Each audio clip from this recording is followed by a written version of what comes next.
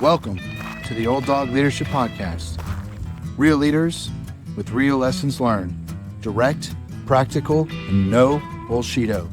Built by those who do, shared for those who will.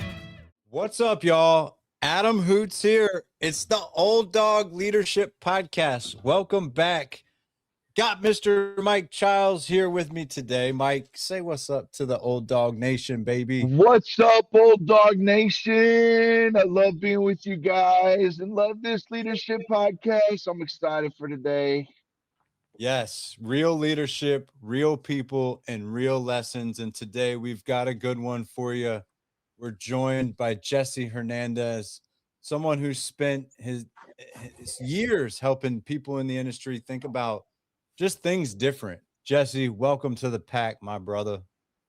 Thank you, guys. Happy to be here. I think the Old Dawg movement community is massively important. Our industry needs it.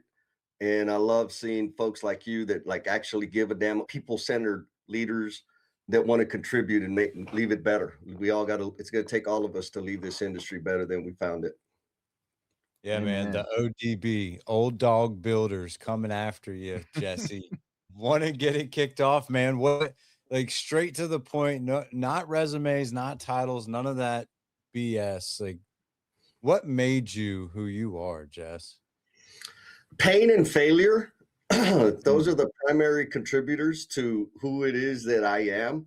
I've had hundreds, if not thousands, of leaders come across me in my path. Most of them were weak sauce leaders. There was a nice handful of OG type that invested in me and saw something in me and didn't back off. And so they contributed to my path.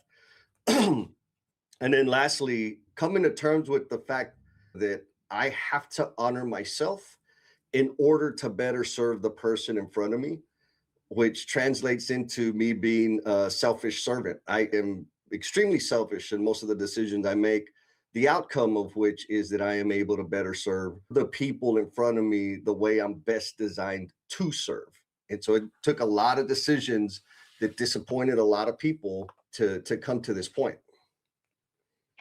That's good. Hey, so you talk about a lot of failure, and I know that you were in the trades for a little bit there. You worked up into management, and I think we all have this similar part of our journey here, talking to the old dogs, where we all start out hungry, we start out strong, we want to really make a difference, but we focus on the wrong thing, right? And that's something you learned in the trade side. So just tell us, how do you realize, hey, this is the wrong focus? So the selfish servant thing, right? Now, when I first started, I wasn't about giving at all. I was about taking all the time.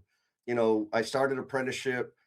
I had a goal to compete in the National Craft Olympics by my third year of apprenticeship, and I did.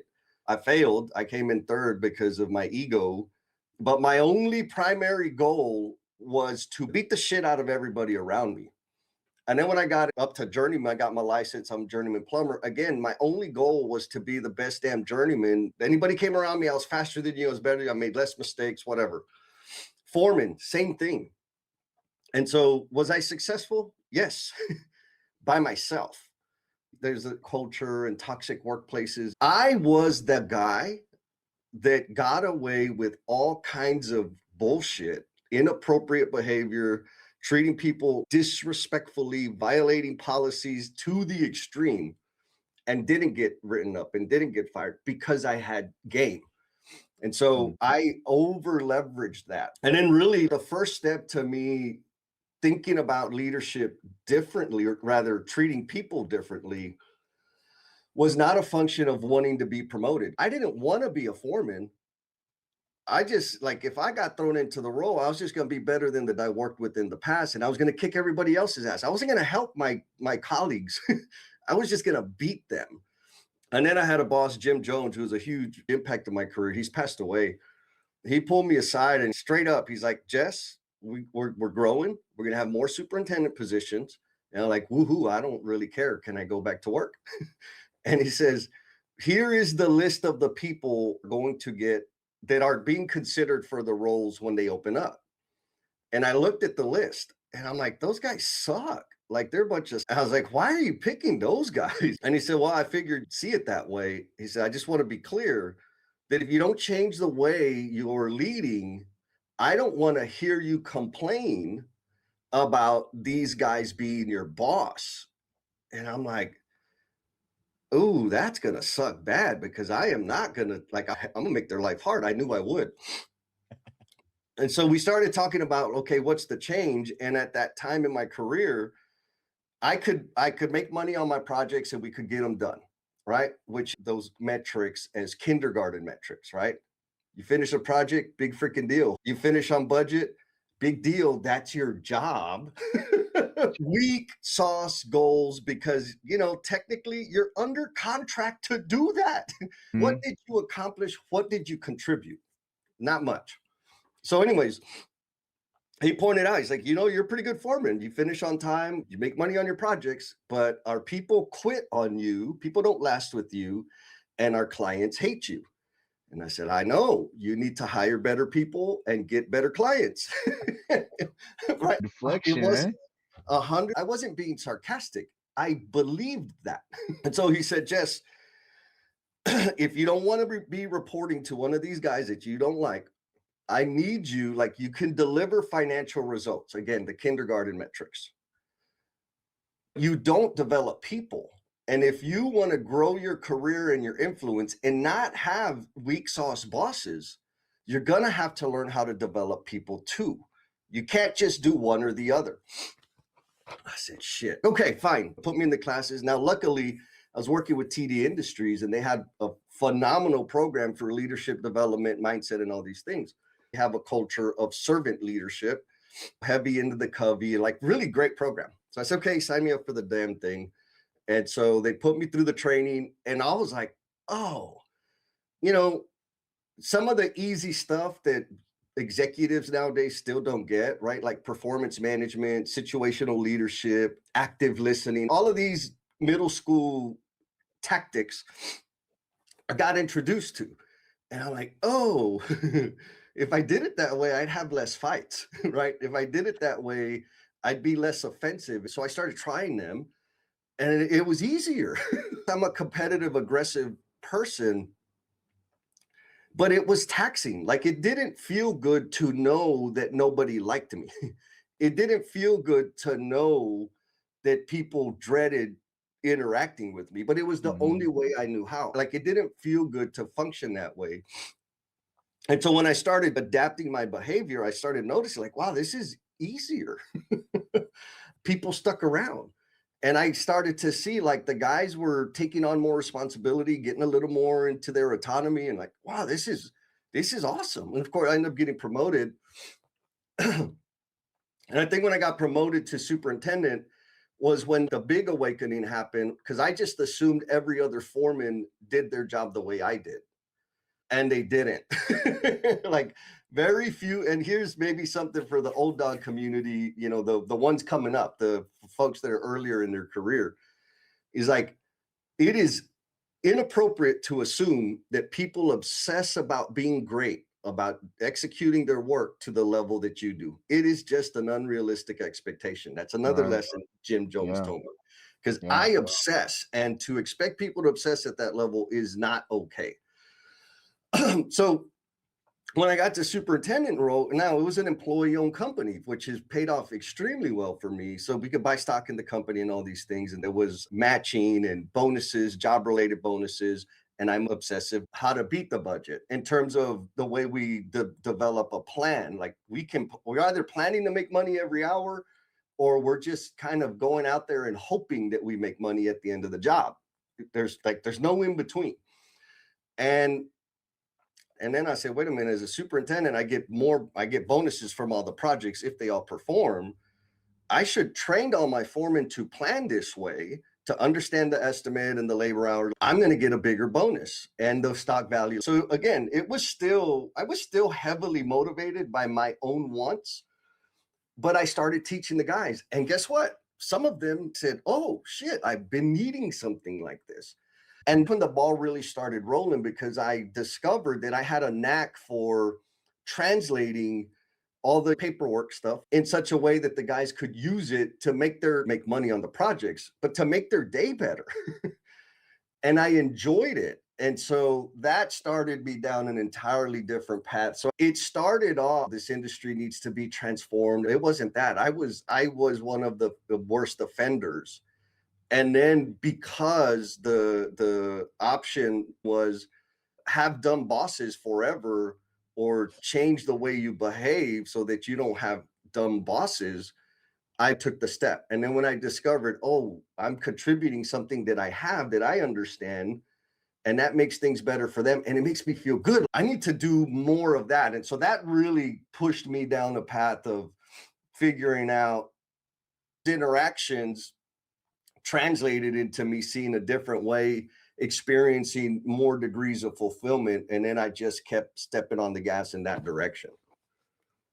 I love that. I think that takes you to, because that takes you to a whole new depth. You got a boss who actually was being a good leader that said, hey, if you don't start working on your character, then you're gonna get passed up, because leadership's about character, right? And that forced you to think about, okay, how do I interact with other people? And then you're like, hey, this is actually easier when I got people aligned with me and I got more brains that I'm using besides one, right? Yep. So, but it takes somebody to step up to be the leader, to call out that character piece. Yeah. And I think a lot of people don't want to touch the character piece because it starts to get personal or whatever else. But he just laid it out. Listen, these people can interact with people better. And so they're going to be leading people. You're not going to be leading people. And that that gave you a forced come to Jesus moment there, where you're like, something's got to give. Yeah. 100%. And that was probably another one for the youngins out there. Like, I didn't know this until maybe 8 years ago, but in terms of crafting your career in the industry, forget the benefits, forget the money, pick your leader. Because there was one promotion that I didn't get because I did dumb shit, but I was on the list. And the whole time I was under the assumption that I would be reporting to this one person. So it had poured into me, and I'm like, hell yeah, like that dude, I could never beat him to the office.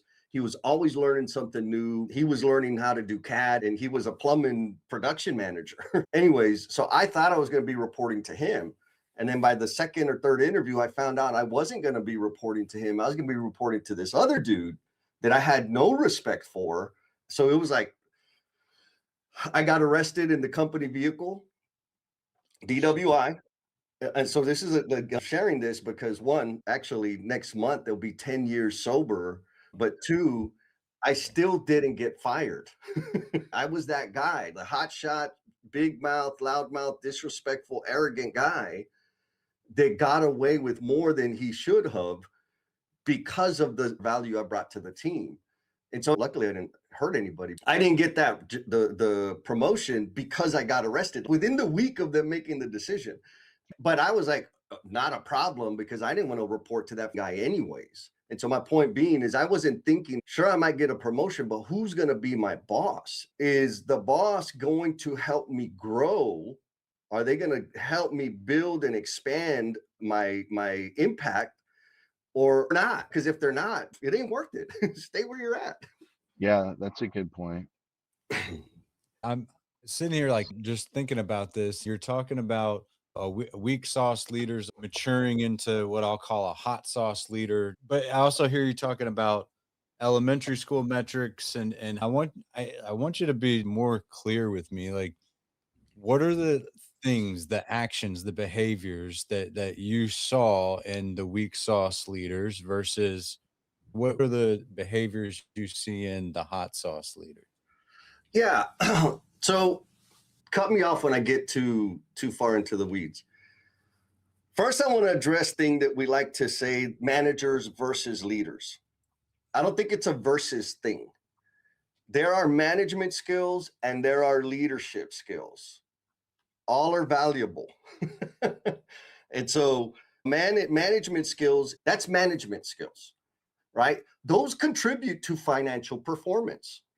they don't necessarily contribute to the growth of another human being. Leadership skills in Jesse land are all about developing people, period. So I could be successful being a manager. I could be successful with leadership skills. But if I can do both, that's the game, right? Because I'm sure we've all worked with those very charismatic people that are influential, but they don't execute on shit. That don't help. They usually end up in BD, right?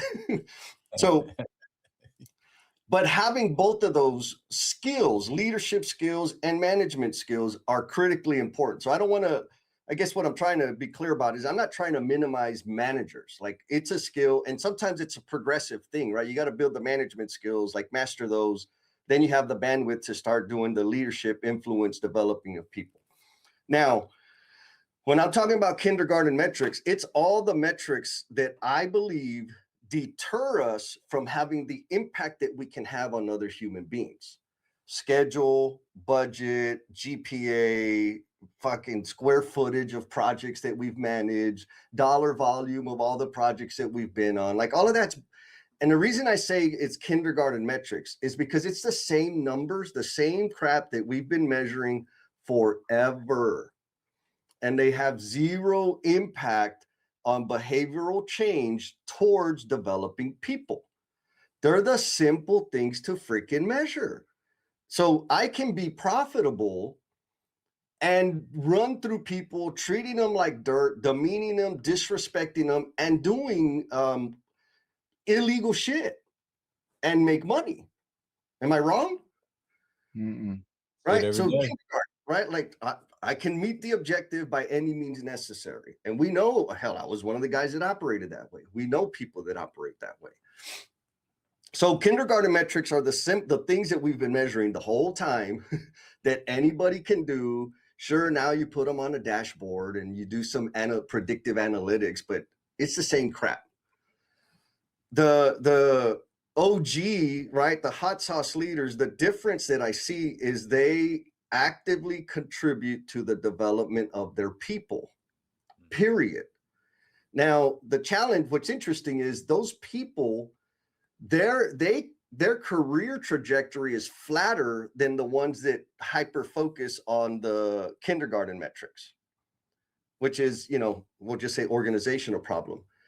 But the people that, because it takes a lot of freaking time and effort to develop people. Right. A lot of time and effort. It's really hard to measure. And it's absolutely difficult to measure, right? And so the simple way again, simple framing. Kindergarten metrics, kindergarten leaders, weak sauce leaders, they focus on budget, schedule, whatever the other stupid metrics are, right? All the stuff that we've all seen dashboards on, all the metric, like that's what they focus on exclusively, right? There's people in the middle. The hot sauce leaders, they are committed to developing their people. Now, I also want to be clear that I'm not saying that they don't fire people. I'm not saying that they don't chew people's ass because that's required too. They have the courage to do that.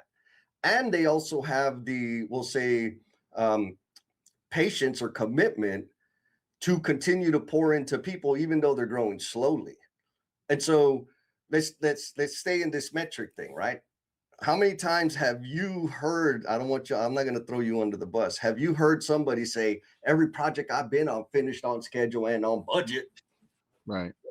Right. Woohoo. So has everybody else, bro.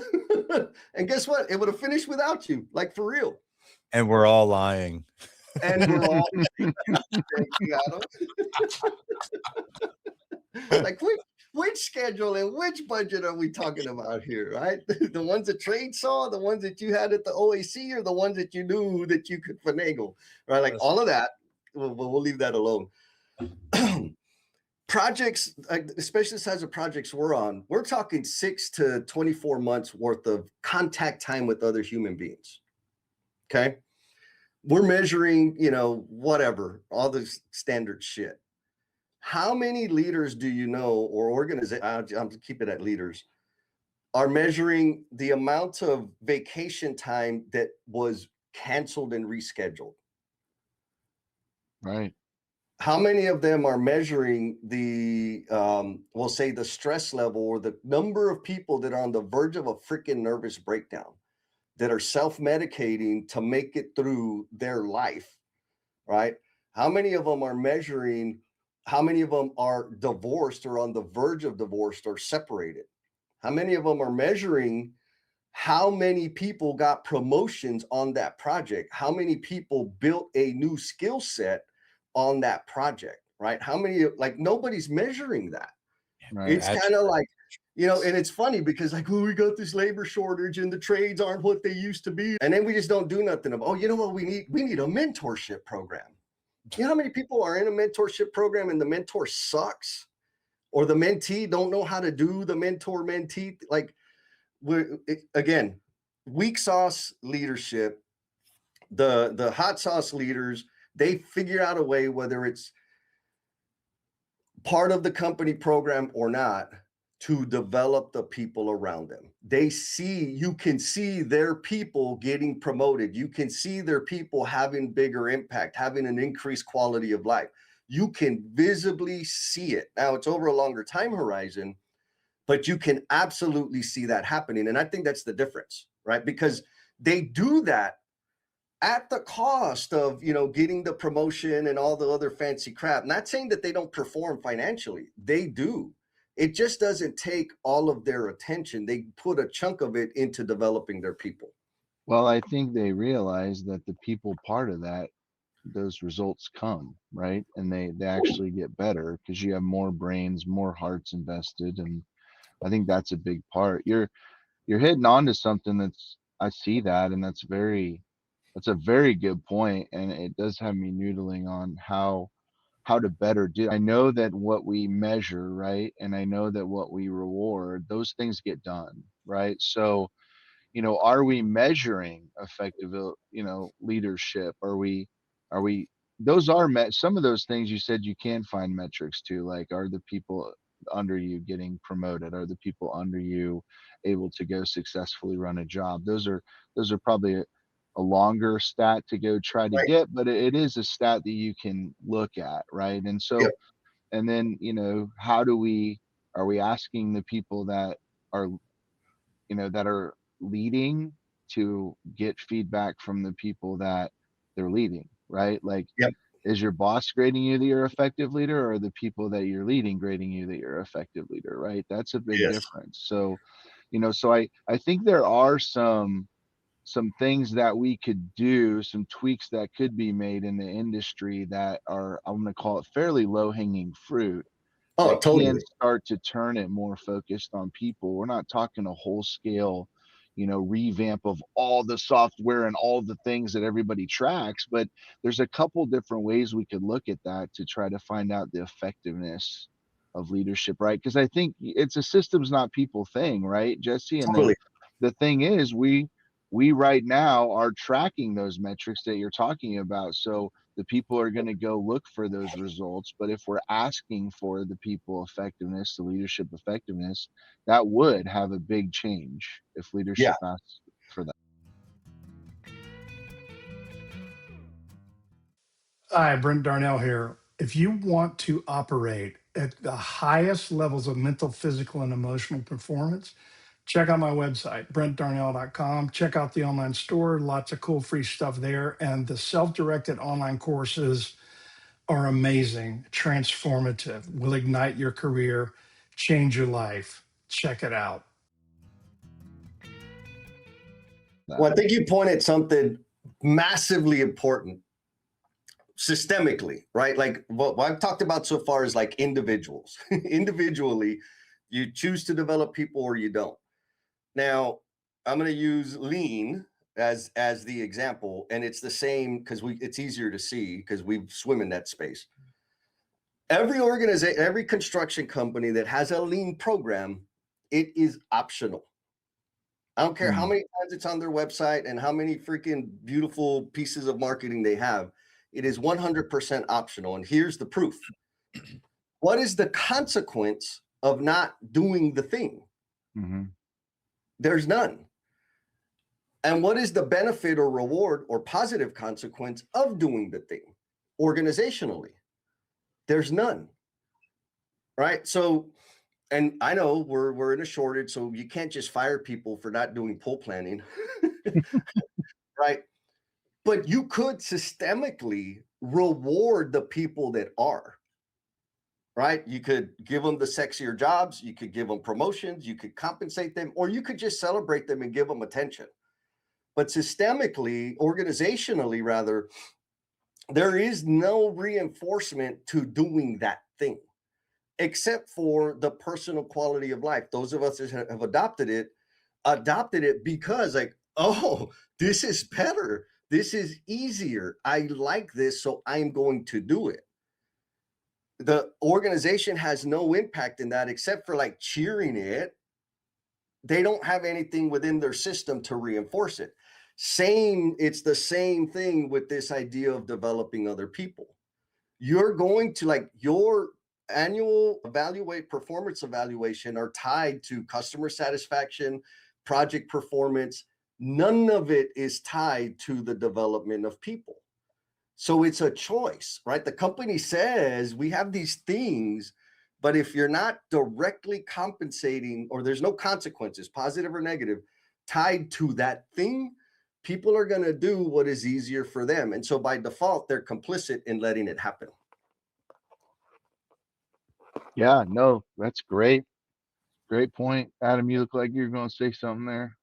Well, you just got me thinking, Jess, as always, Chewy. You're talking about developing people's capabilities. Yep. And we couldn't even go one freaking podcast, Mike, without using the L word. And here we are. Like, yeah, some of us swim in the space, some of us are swimming away from the space, but there's always people anchoring us back, which I love, Jesse. Thank you. You know, I think that's one thing the lean community often misses is that, hey, we're doing all this improvement and efficiency because we care about the people and we want to develop.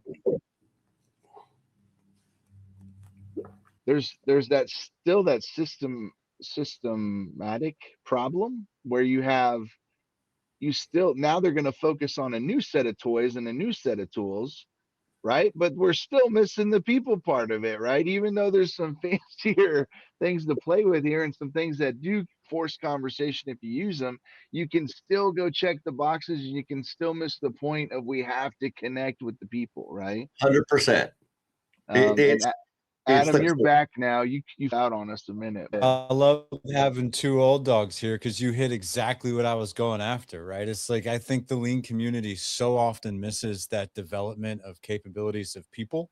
And sometimes, like, we're always talking about lean and efficiencies and removing waste and trying to be quicker, and a lot of times what we do isn't faster up front, but it's faster long term. And Yeah. so I think that's a common misconception, and that is my frustration with that word, and that is why I am trying to swim a little bit away from kind of maybe on the outer edges of that community so that, people see that and maybe start swimming out towards us a little bit. And I think that's absolutely um, the differentiator between weak sauce and hot sauce leaders. You start to talk about some metrics about, measuring, like, man, how close to divorce are we, or how much stress in a week are we had? Like, I love those things, Jesse. You get me super, super excited when you talk about metrics like that. And I want to, like, you've told me a story one time about when you were first a lean manager and nobody wanted you around, right? Like, nobody wanted you. You showed up to the trailer and you're like, "What do you guys want me to do? Like, pool plan?" And they're like, "No, we're good. We got this." And not to take all your thunder away, but I'm going to go ahead and tell this story because it's so awesome, and maybe you can help us understand that transition there. But you just sat there, like, you just sat there in the trailer, and you listened, and you looked for issues that the team was facing, and then you were able to create metrics and tools and things to actually help the team. And man, that's hot sauce leadership. So, like, take me through that realization that, holy cow, this team doesn't want me, but I think I can be effective and help them. Because there's people out there struggling right now with this, right? And they might be a lean manager. They might be a new person on the team. Like, yeah. how does that person get themselves involved on a team that doesn't want them there? Yeah, no, I love it. And I just happen to be in the lean role, but this is true, period, right? And for anybody that wants to be a leader, you best be ready for things to go about 3 million times slower than you want it to go, and for massive amounts of rejection. Like, if you can't handle rejection and adjust to the pace of your target audience, you're not going to make it. Like, it's going to be even worse. So now this is, again, after 20 plus years in the industry and having being a representative of change for a long time. And I want to just be super clear.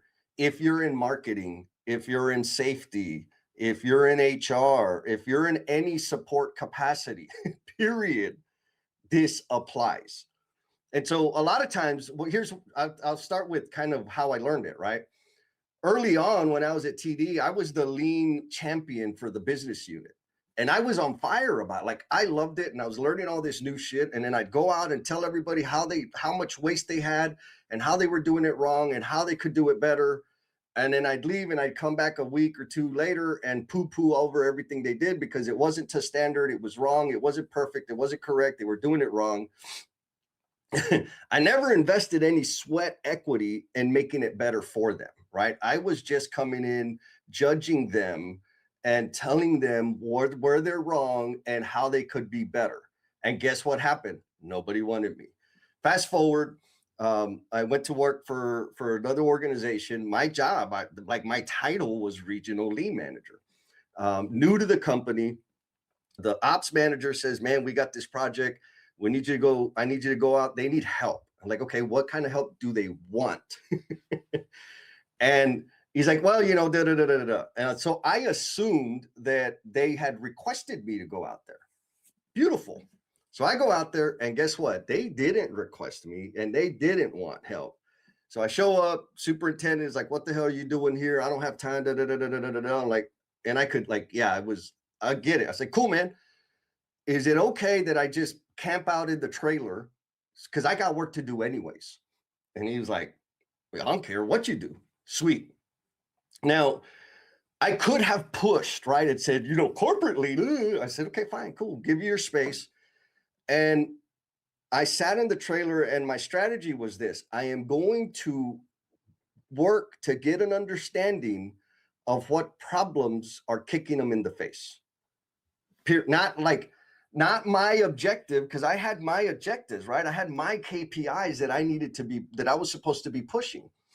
I had to put that to the side and let me just see I'm going to work, but I'm going to be observing and paying attention to what's going on. And so I did that the whole day.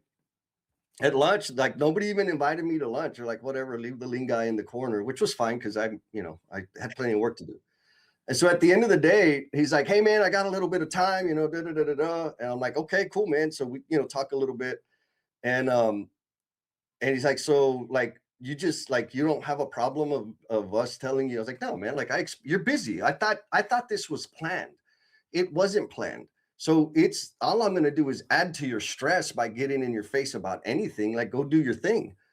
He's like, wow, okay, that's different. It's okay. And I said, well, there's a couple things I saw. If you're open to it, if you got 10 minutes, I want to kind of show you the things that I saw and I have an idea, but if not, it's cool, man. I got to drive home anyways. And no, show me. And so I said, okay, here's what I saw. This is the biggest problem that everybody on this team in the office that I got to see. I was like, y'all are constantly disrupted by each other. And he says, no shit. I can't sit down and do anything without one of my, PM or whoever coming in and all day. This was this thing. And it was simple update conversations, right? Where are you on this? What's the status on this? What are you working on? Have you completed this? And the problem with that, those are important conversations, but it was disrupting them. They were in the middle of work. And so they had to disconnect and walk them through it and then, whatever. And forget about the trades, right? Because that was just another layer. And he's like, yeah, bro, like I wish, but kids nowadays, the same old bullshit. I said, okay, cool. I said, well, here's my idea. I set up a super generic scrum board I had blue tape, right? I always have my little kit with blue tape and stickies and markers and shit. And so I set up 3 columns and I created some stickies based on the things I was hearing. I said, here's just an example. Yellow, that's you. Blue, that's her. Orange, that's him. The different colors. I said, these are the things that I got the impression that they're working on. He's like, oh yeah. I said, okay, cool. And these things were done. It's like, yeah. I said, okay, but nobody knew they were done until everybody asked him 3 or 4 times. He's like, yeah. I said, okay. So now if it's on the board and it says done, you don't have to interrupt him. You just come to the board and see that it's done and you're good to go. He said, dude, that would be freaking amazing. Like I needed to know that first thing in the morning. I said, yeah. I said, okay, these are the things that you were working on, like you were actively working on, and people were bugging you about, have you started it? The deadline? And he's like, yeah. I said, so if it's up here and like anybody can come to the board and see, okay, he's working on this. These things are done. He hasn't started these things. How much interruption do you think this will filter out? He's like, dude. And I said, you can make it whatever you want, but that's the thing I have for you. And he's like, man, can we? I was like, it's yours. Do whatever you want with it. Sweet. All right, bro. Thank you. I got to go. He said, hold on. Man, can you come back on this date? I want you to watch our sub meeting and just whatever you have for me after the meeting. I said, 10-4, man, I'll get on my calendar and I'll come out. That's what happened. But I had, like, let's not forget, I had to suppress my need, want, and desire to push my objectives and actively look for a pain point that they were just suffering through and demonstrate a solution, or rather a countermeasure. I didn't suggest it to him. I built it and showed him and walked him through it. I didn't just say, y'all should try Scrum. Y'all should try, right? I said, here's the thing. Okay, Chloe, don't be picking on me now. Come on. Scrum bag. Yeah.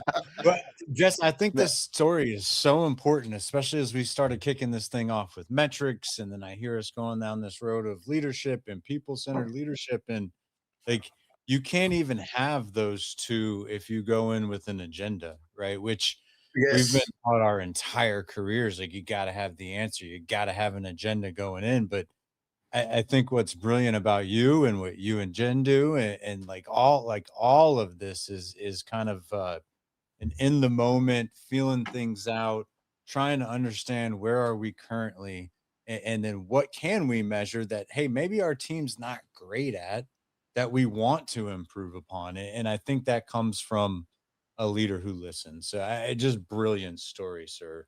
Well, and it's not that you don't want to have the influence, but one, you're changing your focus. When you sit in there and you just observe, you're now focused on them, right? So if your mind's so full of what you want to do, then you don't have any room to go take in what they want to do, right? So you sit there, you clear your mind of what you want, you just see what they have, and then now you start solving what bothers them. And everybody wants help solving what bothers them, right? But if you come in with an agenda, you don't know if it really bothers them or not. You may not see a posted on the wall, but they may have a really good way of communicating with everybody and they're on the same page. But if you don't sit there and observe that, you have no idea. Yeah. I'm going to add 2 things, guys. Like, I did have an agenda. My agenda was to serve. Mm-hmm. I went in to serve. Number 1. Number 2, again, this is a total Jesseism that's helped me tremendously.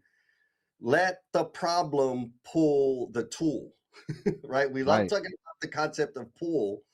We have a bazillion tools, right? All the TBD, all of the things. Let the problem pull the tool. The problem I saw was the disruption, the interruption, distraction that was breaking their focus when they were doing deep work. So that problem made sense for Scrum or personal Kanban, whatever you want to call it. And it worked, it fit, right? And they were open to it. I presented it. I didn't do a PowerPoint. I said, hey, let's do a mock-up of exactly what you're experiencing. And then we went through the things. So the two things are, for one, yes, I had an agenda. My agenda was to serve, because back to the selfish servant thing, right? I was serving because I know how powerful that is. And in the end, I got invited to go and do my thing. Right. So I was serving, and selfishly, the return was I got to go back and serve more and push my agenda, right? Push the objectives and KPIs that corporately I was responsible for. Yeah, and they were hungry, so they were receptive. Now, I think one thing to note, you also have to be prepared. If you sit there all day and observe and you say, hey, I found a couple things you want to talk about, and they might say, no, enjoy your ride home. And that needs to be okay. You know It's what I got to mean? be okay. 100%. You got to be okay with that. Because they're not hungry at that point. So if you really want effectiveness, you got to wait till they're hungry. Feed the hungry, baby. If they ain't hungry, move on, because there's others that are. Right. No, that's really good. That's a good story. I love that. And it's, I can picture that on any job site. Yes. So I think that's awesome.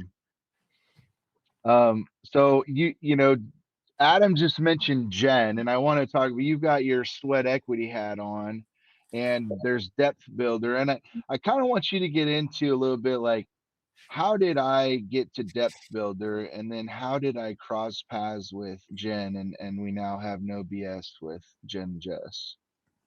Like as in me, not you. Okay. So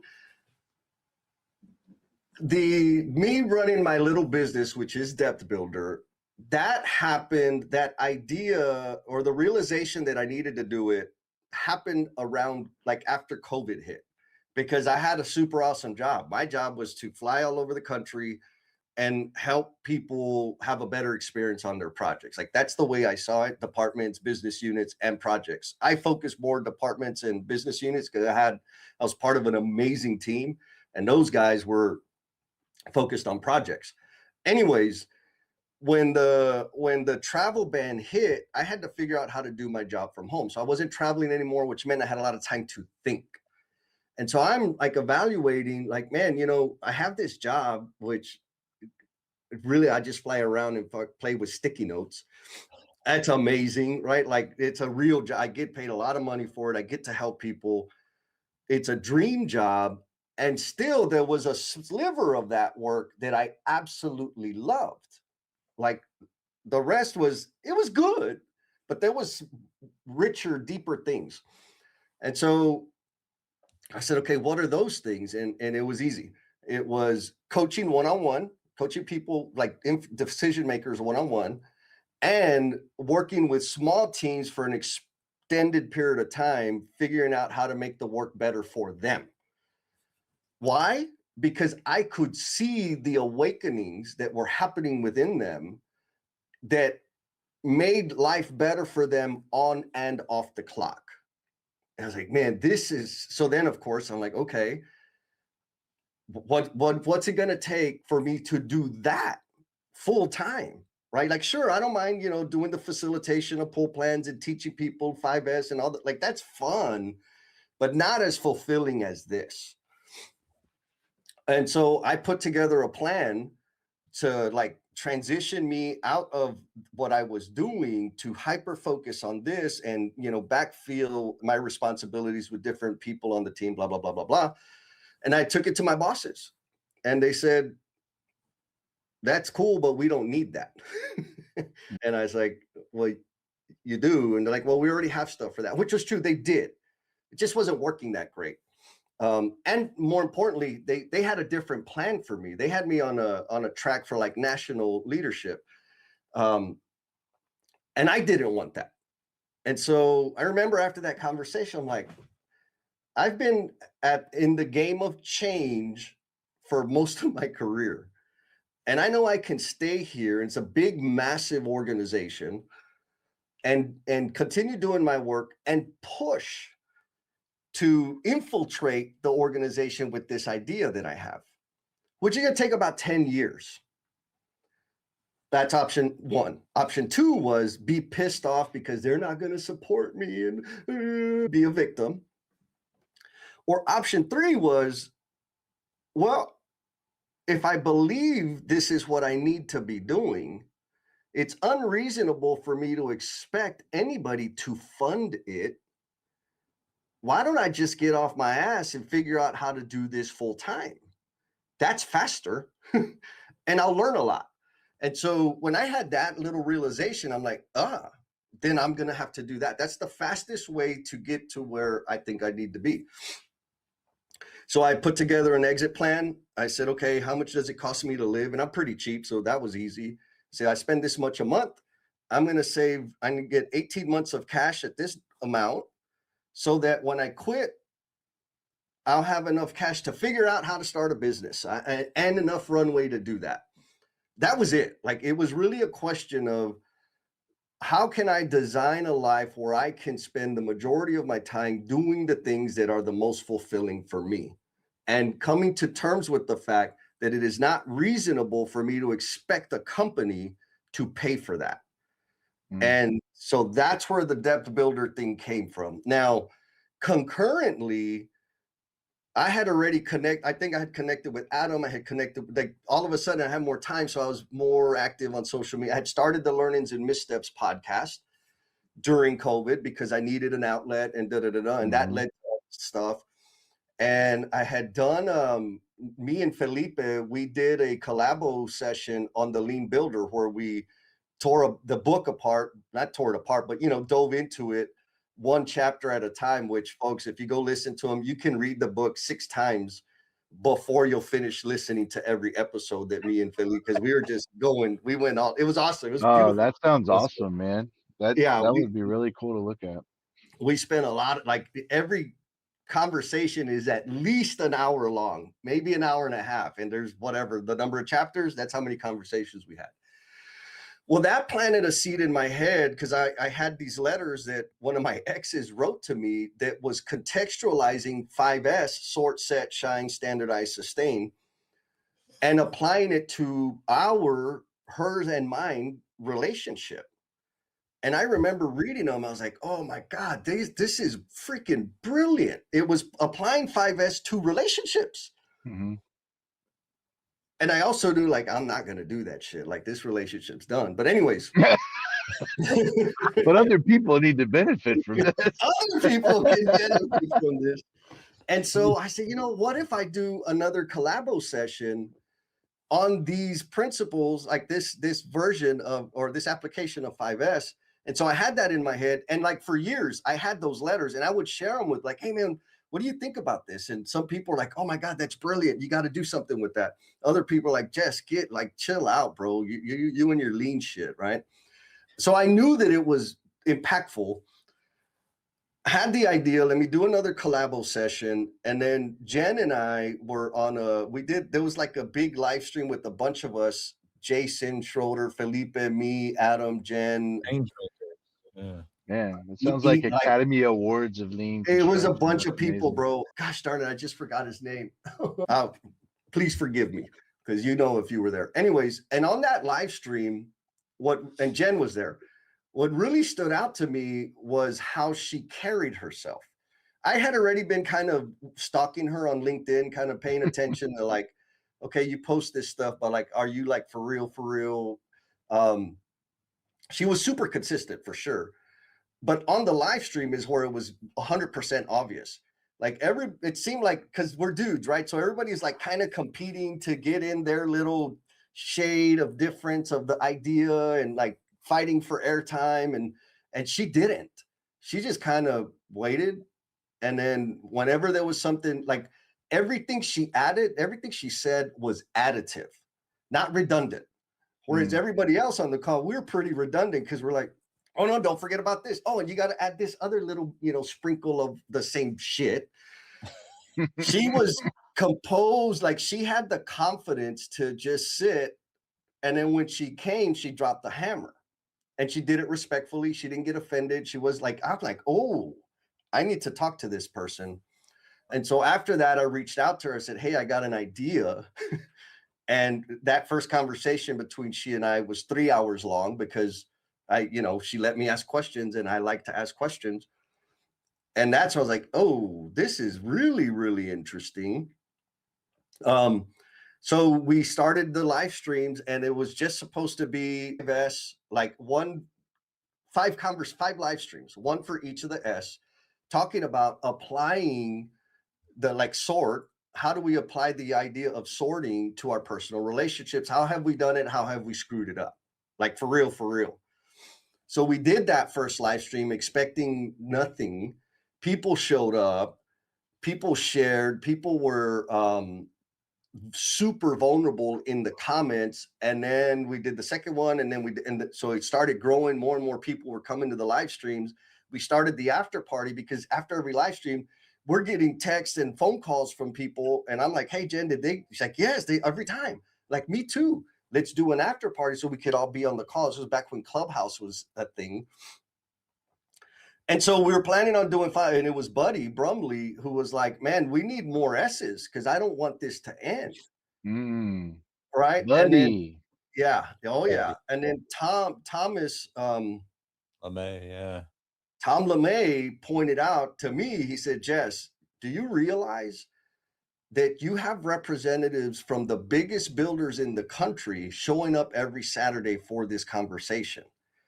And I said, oh, shit. He says, and I think what y'all are talking about, like what you're demonstrating, talking about the real stuff is what our industry needs. Like there's no place for us to have these conversations except for here. That's why people are being so vulnerable on the internet in the comments. So then it kind of was like, well, this is a responsibility. And so then we decided, so it was 5, then we added 2 more, which were, if you watch the last 2, be ready, because there's tears, bro, like for real, for real. And then we decided, Jen and I were like, okay, like, are we going to do this? And she's like, yes. And so we came up with No BS with Jen and Jess. And I don't know, we're at like 4 or 5 years now of doing those live streams. Yeah, that's awesome. And I've listened to your live streams, love them, participated in them. Yeah, that's why the old dogs are here too, because you just said it, like when you start applying these to relationships and people, man, people are so hungry for the conversation. People want to talk about people want to talk about the relationships because it is something that people struggle with. It's something people want to learn. They want to get better, but there aren't those avenues right now, at least that I see in main corporate, that can open up those doors and those conversations right now. And I think it's such an important piece of making us the leaders, going full circle back, right? That's the character piece. That's the development piece that everyone is hungry for. They desperately need. But where can we go get that information? Where can we go have those conversations? And your openness and vulnerability open those doors because we all go through the same stuff. Yes. Right.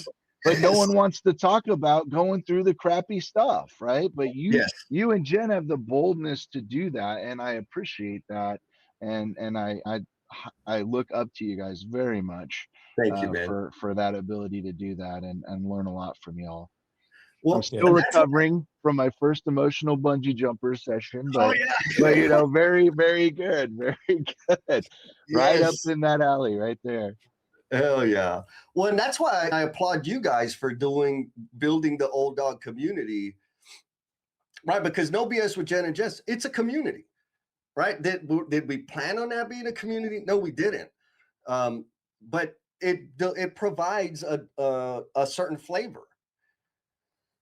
The fact that people show up on Saturday morning and really, really share the way they share is the biggest signal that we are starving in the industry for connection and community. Yes. Is it reasonable to expect an organization, a company, to create that? No, it's not, because they're going to corporatize it and it's going to be, some stupid Slack channel that nobody really cares about.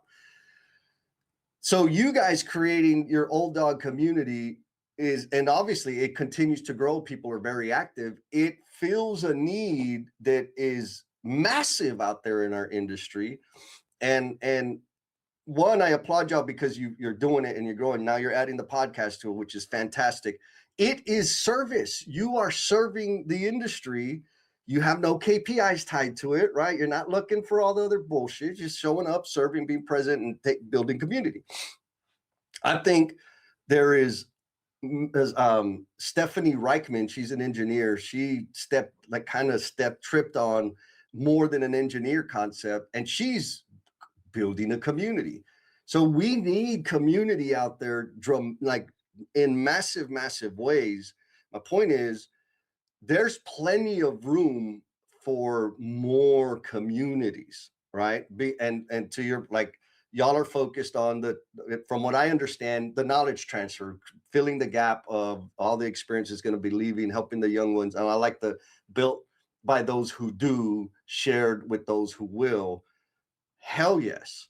We need that. And there's other things, there's other communities, there's other gaps that people need.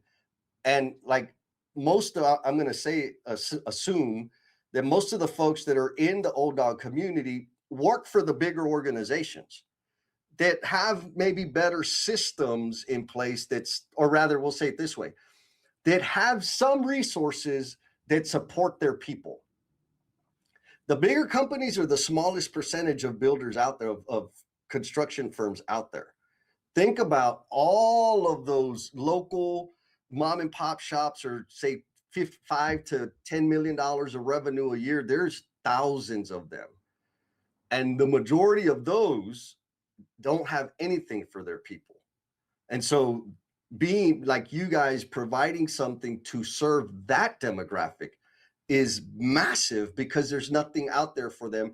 And organizationally, they may not have the revenue, they may not be big enough to fund something within the organization to support their people. So again, just another data point for anybody out there that like has an inkling, you see a problem, stop pointing at the problem. Like, just because you see a fire in the corner and keep pointing that there's a fire, that does not, like, the first time it's helpful.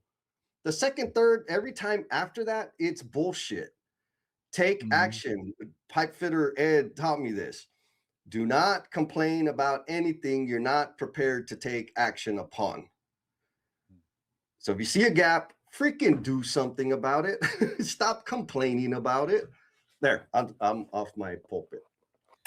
No, I love that, dude. Nick Scazzaro's who comes into my mind, Adam, is that's a guy who's in the Old Dogs. He's a home builder, and he's got, very, very small organization set up, and he's like, dude, we're just gonna do this. We're gonna dig in and we're gonna try. And that's what it's all about. Those little entries into those different companies. Yes.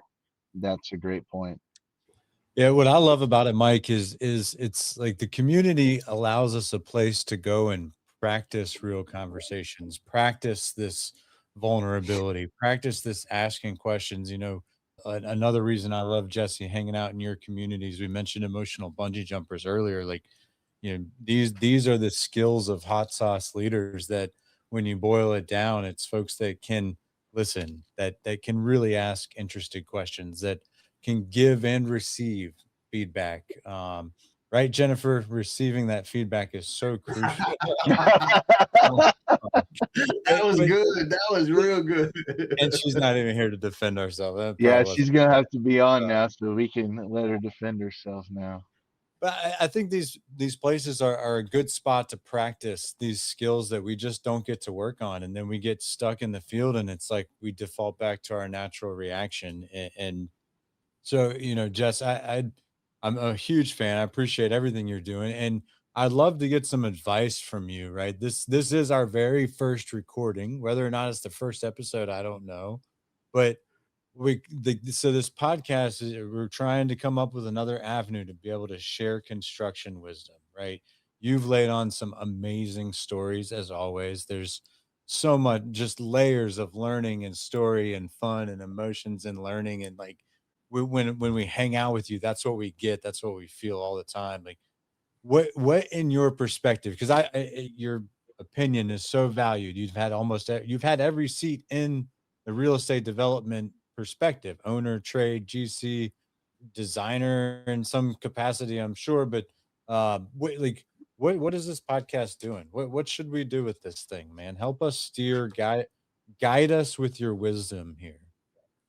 So I'm going to give you two angles.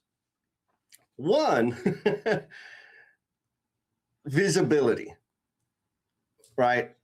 And what I mean by visibility is, I'm assuming you're going to post this on YouTube. I'm assuming you're going to distribute it on like the Buzzsprout, Apple Podcast, da da da da da da da. So it becomes more accessible for, we'll say, passive consumption, right? Like I don't have to block out an hour to be engaged on a call. I can listen to this while I'm driving or whatever. Two, you can, and you know this, you can clip up this conversation. You could do it manually, or you could put it into, AI it or whatever, and produce clips of the message that you support, that you think will bring value to other people. More visibility, right? So it serves the purpose of letting the people that need you know that you're here. Just doing the thing on LinkedIn and your calls, I don't mean to minimize that, but that's not a lot of reach. Broadening your reach through YouTube, Instagram, Facebook with the clips and the da-da-da-da-da is ultra important, because people need it. And I promise you, maybe not me, but a future guest, they're going to share something that is going to help somebody else, and you'll never know about it. But it's what matters, right? So it's accessible and it's visible. So that's number one. Number two, I think what you can do in terms of like really impactful is highlight, like be disciplined about who you're bringing on, in that, are they hot sauce leaders or weak sauce leaders, right? So that, because with your visibility, it's also a platform to celebrate the unsung heroes. Because both of y'all know this. Nobody celebrates, no organization celebrates the people that made life easier for people on the job. Yeah, great point. Yeah, that's something They celebrate hell. I'm sure each of you have been in this situation. I've been in rooms where the superintendent and the project manager are telling the project assistant engineer or whatever, like, man, just call them and cuss them out and tell them they're full of shit and tell her, and they're watching them. And then when they do finally call and cuss out that subcontractor, like, hell yeah, you did it, good job, right? Or hell yeah, you canceled your vacation. We work 7 days a week, 96 hours a day. Yeah, rah, rah, rah. Nobody celebrates the people that took the invisible steps that made life better for somebody on the project. You can use this platform to elevate and celebrate those behaviors, which will bring greater awareness, et cetera. Oh, that's a great point. I was actually thinking about that earlier when you were talking about, just corporations and promoting things. Like, it's corporations, the higher up you get, it's like you get engaged when it's elevated, when there's problems, right? So you go problem to problem, and we just don't spend a lot of time and attention on the jobs that are really going well, because people are using the lean principles the way they're supposed to, and they're they're getting the people involved, and they're showing the character. We care about you, right? We want to build relationships with you, and then the job goes well and the job goes smoothly, right? You don't hear a lot of celebration about that, other than the pat on the back when you meet the metrics later. And that's that's an industry problem that we need to fix. We need to promote and pull out those voices that are making the jobs better and feeling better every day, where they don't have to go sacrifice their weekends and everything just to go reel this in on time for something that everybody looks at, celebrates, and then what was all that worth, right? What is the damage that happened in your life outside of that work because of that, right? And so that's a great point. I love your point there of we need to help be that voice. Yeah, totally. Like, what gets celebrated? The kindergarten metrics, right? The systems, the software, but none of that shit happens without the people, man. Right. And so celebrate the people. I think, like, because here's another crazy thing. Like, everybody's looking at them. I saw a post this morning, right? 1% of the workforce is going to be retiring within the next 5 years, creating the massive, like, this is not news. In 1995, when I went to that orientation for apprenticeship, I knew that for every 4 licensed plumbers in the state of Texas retiring or leaving the industry, there was 1 coming in. That's part of why I decided to stay become a plumber. It's like, because I could do the math. Like, I'm gonna be making way more money in the future because there's gonna be fewer people out there. It's just not new. And so people, like, organizations, for a long time, companies have been able to get away with just paying more money to get people to manage and execute the work. There's not enough people to keep throwing money at it. And people, I've seen this over the past 8 months, and everyone I've talked to is seeing the same thing. Seasoned field leaders, superintendents, project managers, trades, everybody want a different way. They're tired of doing it the way we've always done it. They don't know what, like, they just know that this sucks. It has to be better than this. So organizations are going to have to do it differently. It's not about money anymore. It's about how can we contribute to your growth personally, right? Not just the promotions and whatever. And so there are leaders out there. There are influences out there, not companies, because every company you go in and there's hot spots and cold spots. There are decision makers out there that have committed to investing in who they got. And they're going to do it over and over again. And when they do that, they're going to get preferred pricing. They're going to get preferred performance. Those are the behaviors we need to celebrate, because we need more leaders to learn how to do that. Right. Right. And so you guys have, like, they don't get celebrated.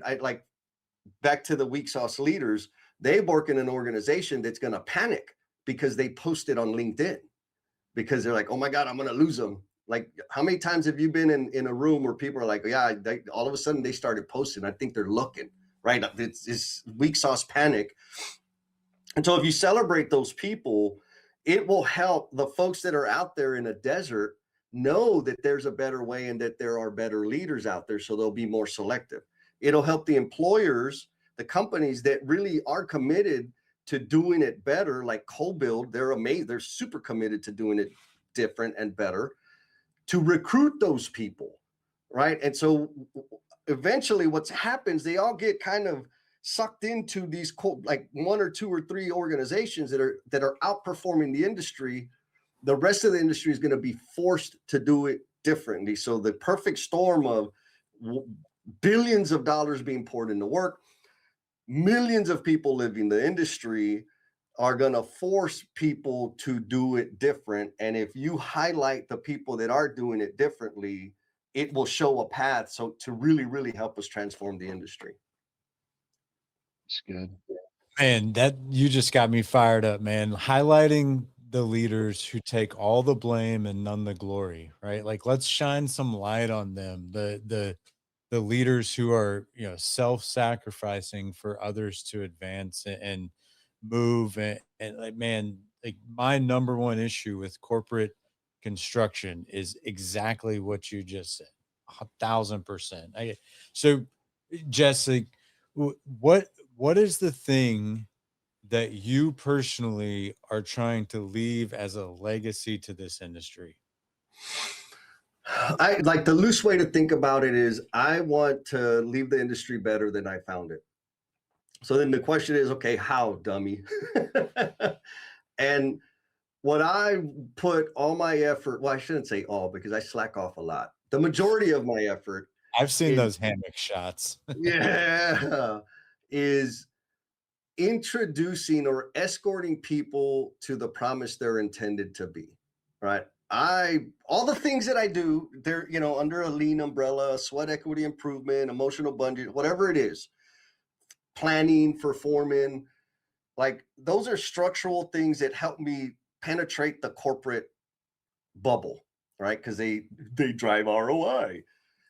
But at the core of everything that I teach, facilitate, introduce to people helps them create space so that they can more honor themselves and contribute to the path of others. And so that's what I want to leave people with. I want to introduce them to that promise that they are intended to be, to the awareness that they can have a bigger impact on other people by doing these tool system things, but they can transform the lives of others. They're going to experience fulfillment, and they're going to have a higher quality of life on and off the clock. And so when I plant that, because I've seen it, when I plant that seed in people, they don't even, like, it's almost invisible, and they continue it forward in a different maybe tone, version, or flavor.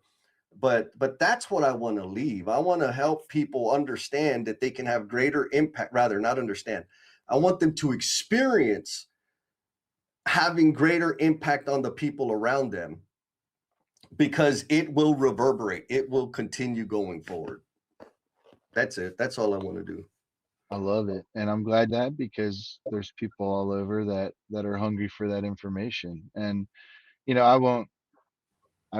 I do work for J Dunn. People know that. And I am going to say I am proud that J Dunn, being a big corporation, has still had Jesse in for training and Adam in for training. And they've used Felipe. And, those are people that are doing that very thing, right? They're going out there and they're saying, hey, there's a better way to do this, and we need to look at this. And I'm very grateful when there are those people that say, hey, let's go learn from these people, and let's try to make our people better and invest in that. It doesn't have to be, like we said, a whole scale, we're gonna go change everything and do something different. Just bring someone in for a training, have a conversation, like start talking about how can we better develop leaders. Brent's another one, emotional intelligence guru, right? And I'm happy to hear that Jay Dunn's been talking to him as well. So Nice. those are the kind of things where it's like we don't have to go like start from scratch and just invent everything ourselves and have our own brand. There are people already doing this stuff. And if we can, like, you go back to community, right? If we can bring that community in where all these people have these different expertise, all these people have these different lessons learned, and we can all get better together, man, the industry is going to have a massive impact from that, and it's going to be amazing. Yes. Yeah, man. And thank you, Mike, for exposing your team to me for a full day. That was awesome. But again, the whole point is we did time management, right? And then we did a micro dose of sweat equity improvement, which I'm sure landed with a few people in there. And that's like, if I can impact one person, that's the point, right? Were they able to take one little nugget out of that day and apply it so that they have a better experience, so that they have more energy to go home and focus on their family or their pets or themselves, or all of the above, preferably. That's the point. Like, will it have business impact? Yes. Yeah. And honestly, if you follow it exactly like I taught it, it will absolutely have business impact. Yeah. But I'm going to make damn sure it's also going to have impact for the people at home. That's my primary objective. Because if it don't help in both arenas, go freaking watch YouTube, man. Well, and that's the thing. When you're building character, it does help everywhere. And I guess I'm also going to give a shout out to Max Story, because one thing, he does have like a little devotional on character, and we're starting to use that before our meetings. And that's just like you said, microdose, a little microdose of character. But anything character that helps you better at work is going to help you better at family. It just, that character's you, right? So if you're building that character and being the person that you're called to be and living up to that potential, there are two places where that'll help excel, and that's at home and at work. So it's all people, it's all one big, it's one person that's everywhere and has that impact everywhere, and we need to make sure that we are helping them everywhere. Yes. Amen. Man, I love it. Well, Jesse, seriously appreciate you coming on, man, and sharing wisdom with us. That's what the old dogs are about, right? Real conversations, real lessons, real builders. And to anyone listening, if this helped you, share it with somebody in the field, will you? And Yeah. remember, wisdom isn't taught, it's shared. So catch y'all on the next one. Peace.